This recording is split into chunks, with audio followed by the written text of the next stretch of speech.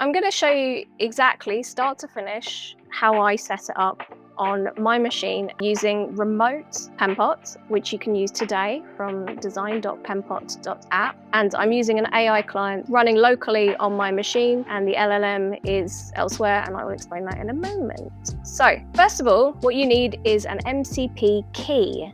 And then I go to my account, and I'm going to go to integrations, and I'm going to turn on the MCP server. And this will give me the option to generate an MCP key, and then you can copy and paste that. Then I'm going to go to OpenRouter, which we're going to use to provide our models, and I'm going to create an API key with them. Now it's very easy to sign up with OpenRouter, you get a free account with them, and you get your API key. They give you the option to set that up as soon as you start up, and you can create a key. And then what you will probably want to do is go and get some credits. So there's the option here, and you can add credits. I'm not going to show you how my credit card process works.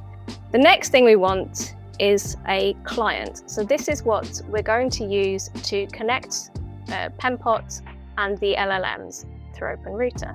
And so for this, I've picked OpenCode. I've tried to go with mostly open source, free and open tools as much as possible.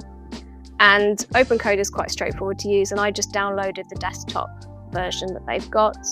And even though it's called code, you don't need to be intimidated if you're not feeling very technically minded. There's not very much code involved in this process. And the first thing I'm going to do is I'm going to go into their menu, and I'm going to not open a project yet. I'm going to go into settings and providers. I'm going to scroll down and find that OpenRouter provider and connect. And all I need to paste in there is the API key that I got from OpenRouter. And so now that's connected to OpenCode. So now I'm going to open an empty project in OpenCode. And so that's just an empty folder called MCP demo. You see it's all eager and ready to go.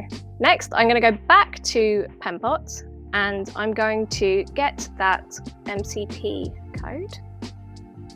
And I'm going to add it to a config file. So I'm going to go just into a text editor or code editor. I'm going to create a file called opencode.jsonc. That is a config file in a format that OpenCode likes. I'm going to paste in my MCP code just like that and wrap it so that we can all read the key that I have already deleted.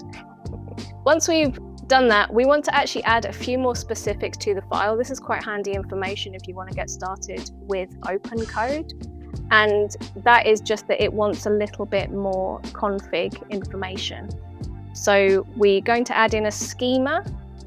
We add in type remote and enabled true inside the Penpot section. And once we have got that, I'm just going to format the file. So that's just making sure all the indentation is okay for a JSON file. So every nested bracket, every time something's nested, it's indented because it will make a fuss if that isn't right like that as well. And then I'm going to reload OpenCode. It often likes a reload or a restart.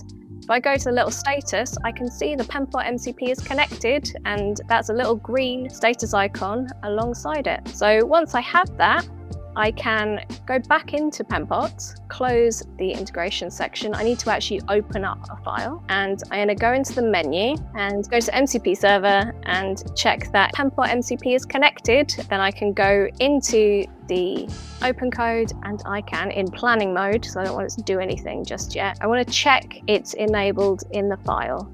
I can choose any model I want as well. Just going to go Claude because it's obvious and easy, and then I can type in my prompt, which I'm just going to ask, and I found this is quite a good way to get started. What is the name of my current open Penpot file? So I'm just checking that everything's working as expected, and this is actually as it happened in real time. I didn't speed it up or anything. Your current open Penpot file name is DesignMox. And so that is how we get from starting up with just an MCP key, and there is very little code involved. It's really just a bit of copy pasting and formatting.